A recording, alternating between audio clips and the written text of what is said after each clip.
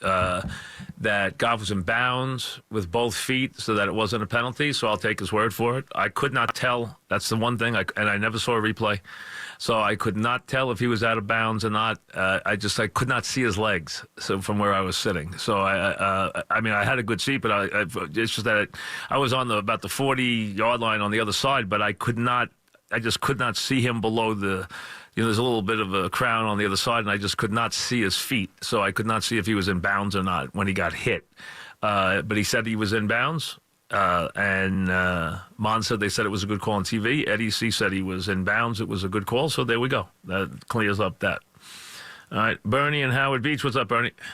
He was in bounds. He had his right foot. Okay, we got it. Okay, we already cleared that up. Okay. The other thing is, so the general consensus was man for man that all three teams that played the Patriots in the playoffs were better teams. What's your consensus now? I think that's, you know what, I don't think the Chargers proved they were better. I think Belichick made that very clear when he beat Kansas City and said we beat a great team. He clearly had a lot of respect and knew what the Chiefs were. Clearly, I did come home last night thinking that the Chiefs would have won the Super Bowl. I thought that going in anyway. I thought the Chiefs, if they went to the Super Bowl, were going to win big. I told my son that as a Chiefs fan. I said, if you had won this game, I think you would have won the Super Bowl big. I really believe that. I thought they were the team that was unstoppable. I thought that the Pats couldn't even stop them. Belichick called them a great team. I think they were the best team this year. They didn't win, but the Pats are the best team because they did win. That's the way it works. They went there and they beat the Chiefs twice this year in very close games. And yes, they got some breaks, and yes, D Ford lined up offside, and I understand everything, but that's tough luck. The bottom line is the Pats won. I mentioned this yesterday morning. I mentioned it during the week a couple of times. I said the one thing you had to worry about in this game was whether or not Goff was ready for the game, and he wasn't. I'm not a big Goff fan. He did not play badly. I was impressed by him late in the Cowboy game. I was impressed by him in the second half of the Saint game. He wasn't bad yesterday. He was absolutely god-awful. He cost his team the game. With a decent quarterback game yesterday, the Rams would have had a very good chance to win that game. They had wide-open receivers on countless times that he missed. He missed so many plays. I can't tell you. He rolled right and missed guys so wide open. It was a couple of times and wound up getting sacked on one, running out of bounds on another. He never made a play that wasn't easy. And he missed one. Now, the ball at 10-3, the ball in the end zone before the interception's got to be caught. It's got to be caught. If you're going to win games in the Super Bowl, that ball's got to be caught. And to the receiver's credit, I just saw where on the screen, where I have the TV on, but I have the closed caption, he said he should have caught the ball. And he's right. He should have caught the ball. I mean, it should have been a touchdown. So, I mean, they had, and I could tell you before that, at 3-0, they had, if you go see and I don't know if you could tell that on TV or not, and I don't know what they said about it on TV. He had Cook so open in the end. He had him down the middle where there was not a pat within 15 yards of him. It was a walk-in touchdown. I mean, it was as easy a touchdown as you've ever seen. And he threw the ball about 5 seconds too late, and then he threw it a mile high. And by the time he got there, he threw it long, and the defender was there to get there.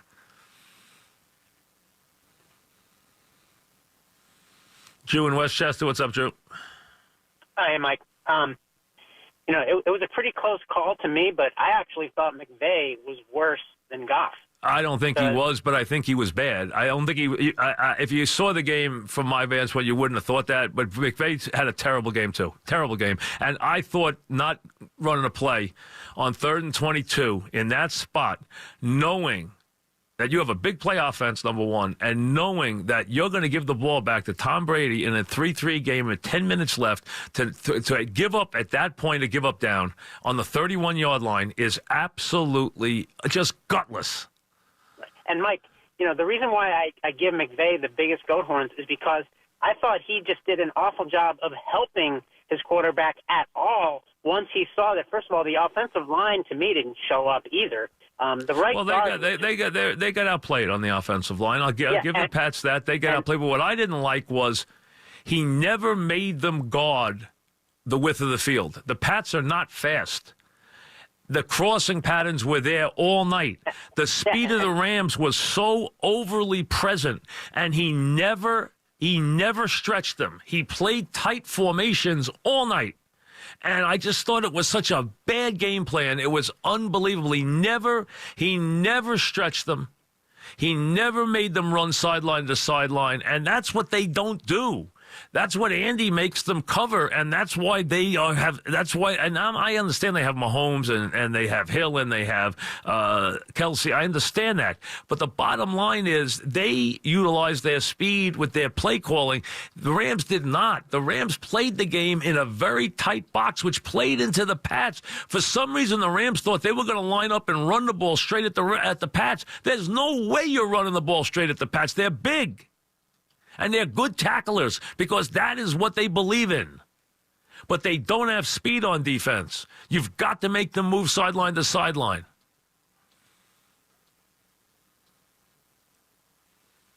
Dominic in Atlantic City. What's up, Dominic? All right, Mike. How you doing this week? Good Super Bowl, huh? No, not really. No, not a good game, to be honest with you.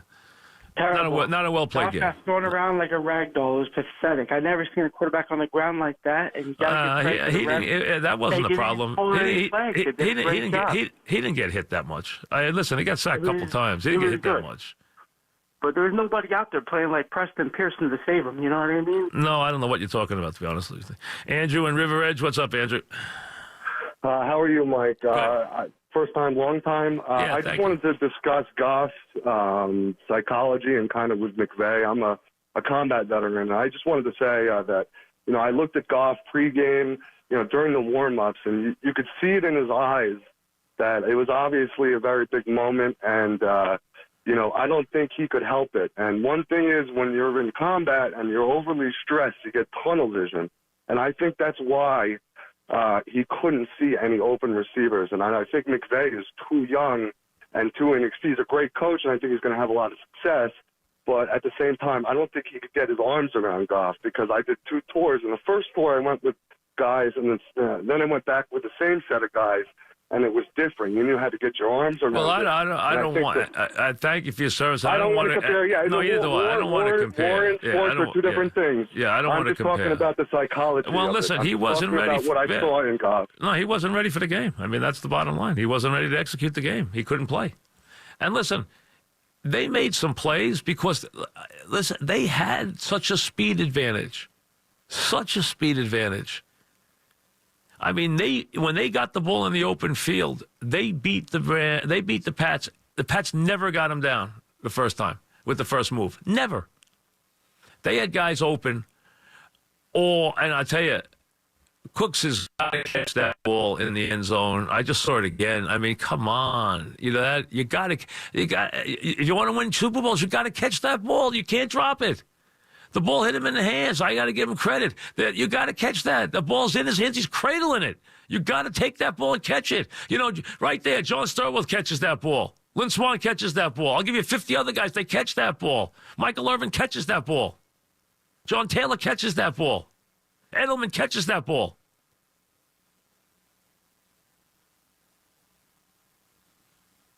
Jason in Brooklyn. What's up, Jason? Hi, Mike. How'd you get back so fast last night? Did you fly private? That's my business. That's not important. Go ahead. What's up? Wow, that's terrific. By the way, I remember last year. I think you said you bumped into Roger Goodell at the game. Did you happen to see him at the game? I did not. Get to sit down with him at all? I did not. Come on, can we get to the game and stop worrying about this nonsense? All right. No, I thought that was pretty cool. Okay. Anyway, I think everyone is missing the big play in the game. The interception by what was his name, Lattimore. I think that was the real turning point. But without that, Jared Goff was going to come in for a touchdown pass. Yeah, but it was a terrible pass, though. It wasn't a big interception. I mean, you would have intercepted that. It was thrown up in the air like a punt. He slipped when he threw it. If you saw his back foot, his whole back foot went out from under him as he threw it. He should have thrown the ball out of bounds. He had another down to play with. He threw the ball up desperately because that's how he played all night. Now, to be fair to him, because I've been very hard on him, to be fair to him, the play before, he hits Cooks in the hands. It's a touchdown. It's 10-10. And we play the game. You can't go there and not make the plays. See, every time the Pats go there, big play to be made, Gronkowski makes it. Big play to be made, Edelman makes it. Big play to be made, Brady makes it. Big play to be made, their defenders make it. Their punters punt the ball down inside the 5-yard line. They execute everything. They didn't play well. They weren't dominant, but they execute everything. And the Pats and the Rams executed nothing.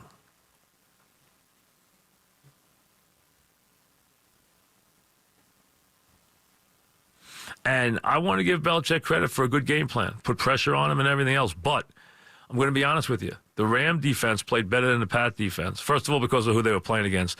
Number two, the Rams had open receivers all over the field. All over the field. Dennis and Yonkers, what's up, Dennis? Let me get him up here. Yeah, go ahead, Dennis. Hello, Mike. What's up? Before I get to Belichick, on the 3rd and 22, I think the mistake was made on the 2nd and 22. You threw a go route into double coverage, and that left them 3rd and 22. Get half there. Well, listen, they didn't. I don't care if they did or they didn't, Dennis. On 3rd and 22, 10 minutes left, you can't give up the down. You cannot give up the down. I don't know what he's going to do. He's going to throw. You're going to try and get a first down. Try and get a pass interference. Play the game.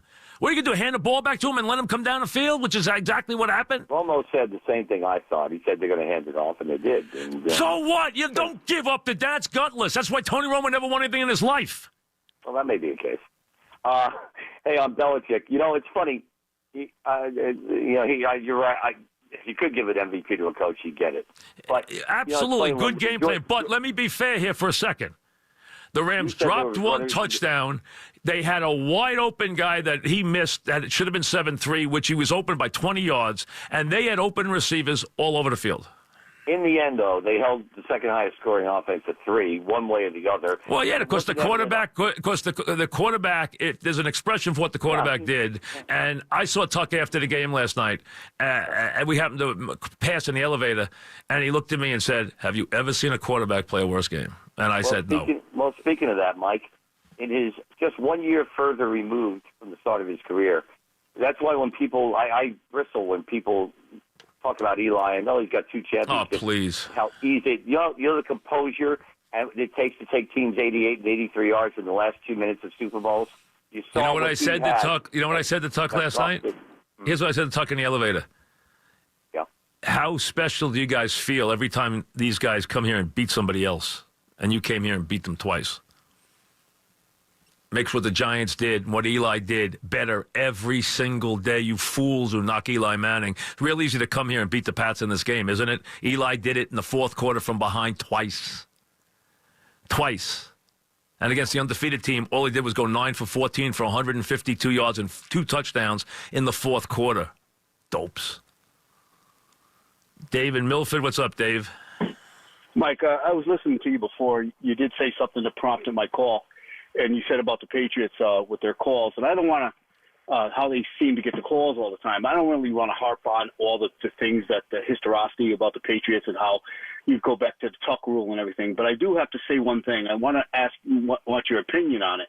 Why does it seem like the Patriots do seem to get all the calls? I'll tell you exactly why. I'm going to tell you exactly why. I'm going to tell you exactly why. You want me to tell you in a second? I'm going to tell you exactly why. I watched the referee on the field before the game. When he walked onto the field, you know what he did? He went over and spent 10 minutes with Tom Brady.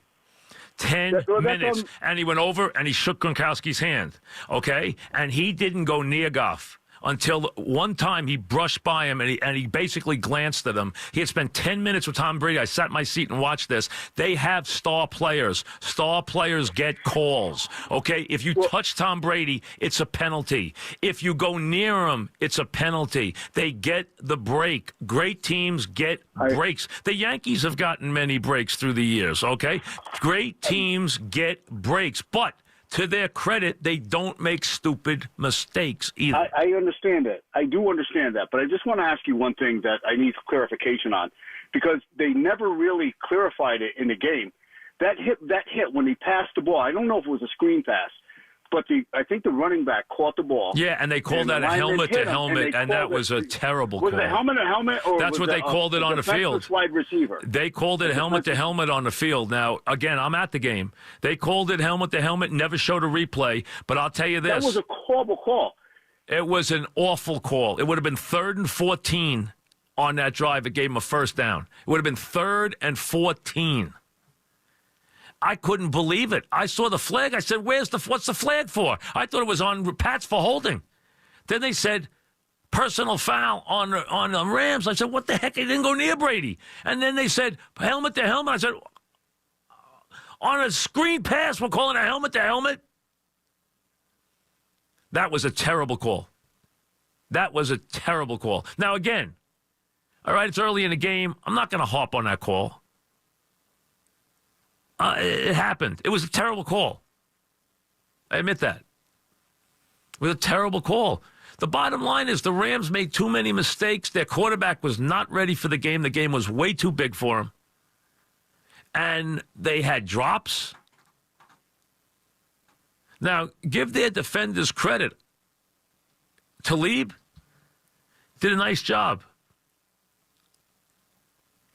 They're out. Peters did a nice job. I mean, Brady went after Hogan one-on-one about 7 times. He didn't connect with him once. Joe in Staten Island, what's up, Joe? Hey, Mike. There were 2 plays in that game that bothered me a lot. With Goff, they didn't. I want to add something to that. He was in bounds when he hit him, but he gave himself up about a couple of yards before he went out of bounds. I thought he gave himself up, but if he's not, listen, that call, let me make this point right here. That call, if you hit Tom Brady that way, as he's going out of bounds, it's a 15-yard penalty.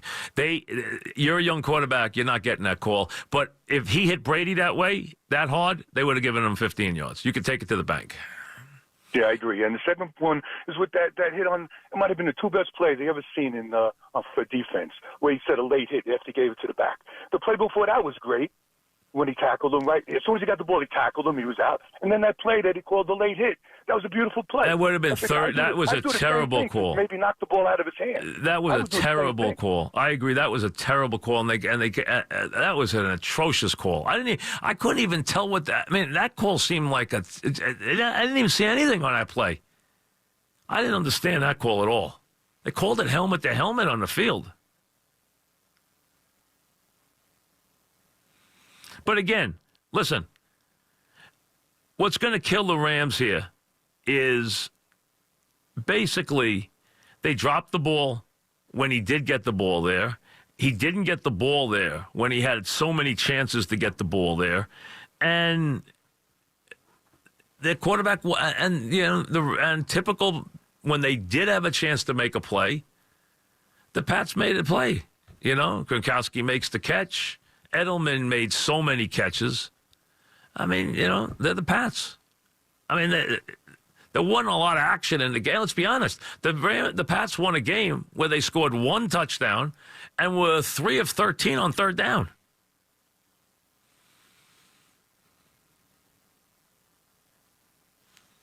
Give Wade Phillips a lot of credit. Brilliant, utterly brilliant game plan.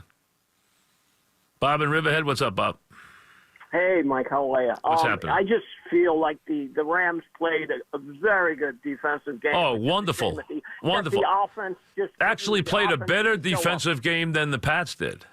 Yeah, I believe so. No, they And you know did what? because look, they're playing against Tom Brady, number one. They're playing against Gronkowski and Edelman. But the other thing is no, they're playing. I'm saying the Rams are playing against Gronkowski. They're playing against Edelman. They're playing against Brady. Goff was awful, and the Pats, although they got a lot of pressure on Goff and they shut down the running game, they left receivers wide open.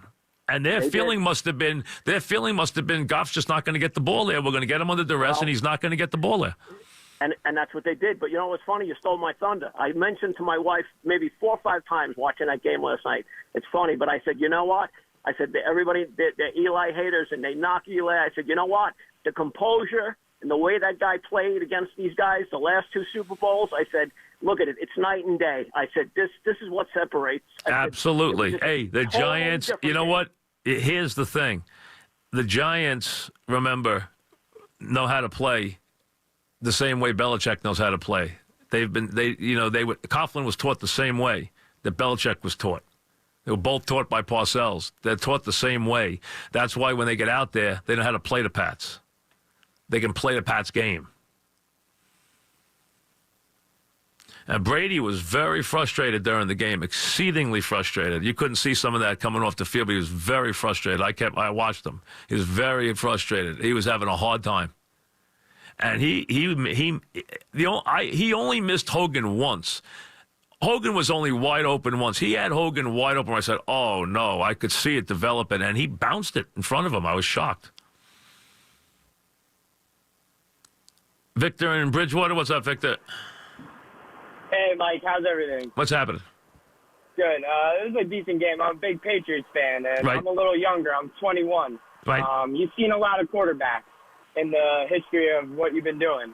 You consider Brady the greatest now with the 6 You know, I know a couple of the Pat fans stopped me last night, very nice, and they said, you still don't think Brady's the best? And I said, guys, I did not knock Tom Brady. What I said was, the best player I've ever seen play in that game, hands down, and it's not close, is Joe Montana. And they were flashing on the scoreboard last night all the quarterback stats before the game. Joe Montana's Super Bowl quarterback rating is 127.8.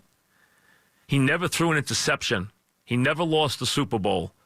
He has the second most yardage. He has the 3rd best completion percentage. He has 9 touchdown passes, no intercepts. Now, Brady has all the records because he's played in 9 games. He's 6-3. Montana was 4-0, never threw an interception. Brady's quarterback rating isn't even in the top 6. Montana's is first by like 20 points. That's my point. The best player I ever saw play quarterback in the Super Bowl was Joe Montana. Sorry, it wasn't even close.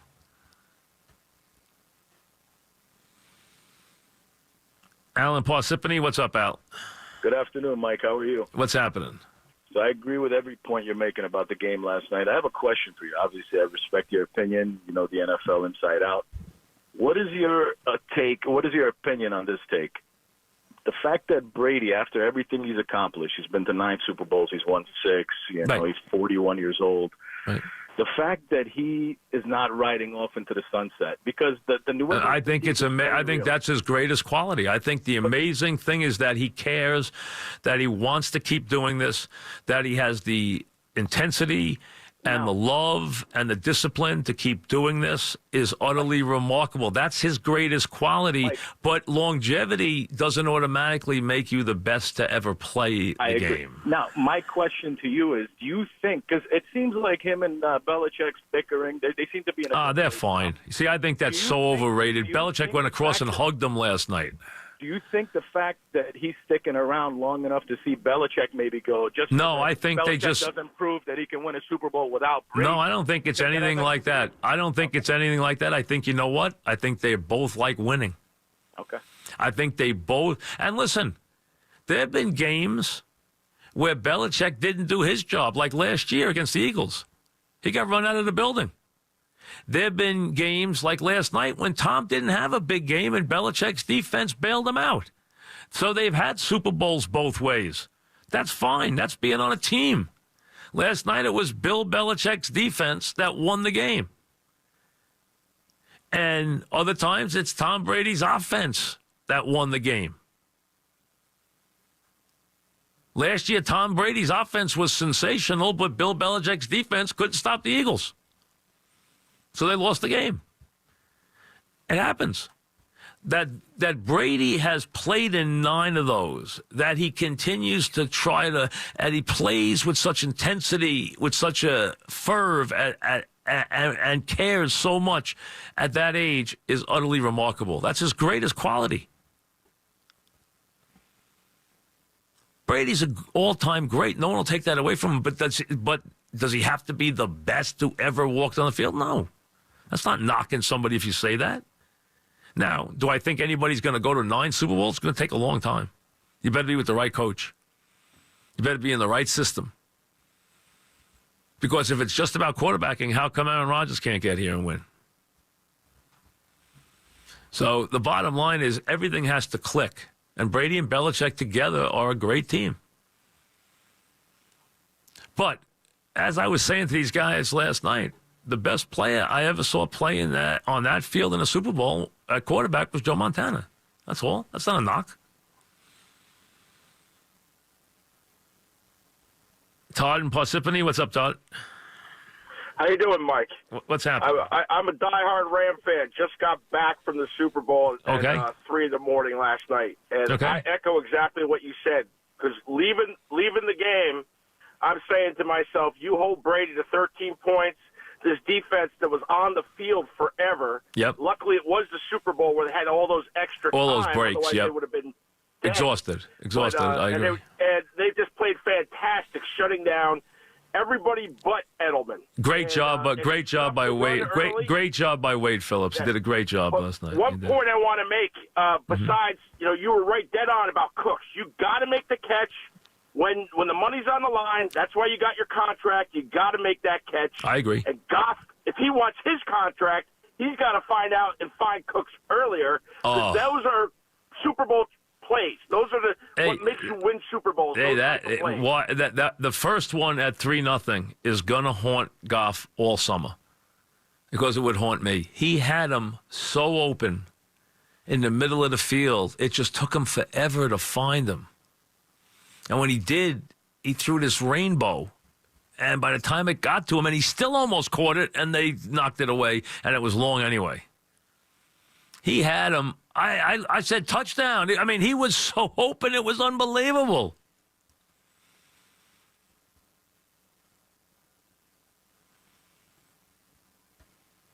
Edelman was great. You know that? And Edelman led them out. I don't know if you guys saw that on TV. I guess you probably did, right? When Edelman took them out of the tunnel, he was like 30 yards ahead of the rest of the team, and he sprinted across the entire field all the way into the end zone and started jumping up and down. I'm like, what has he got? I mean, he was like crazy.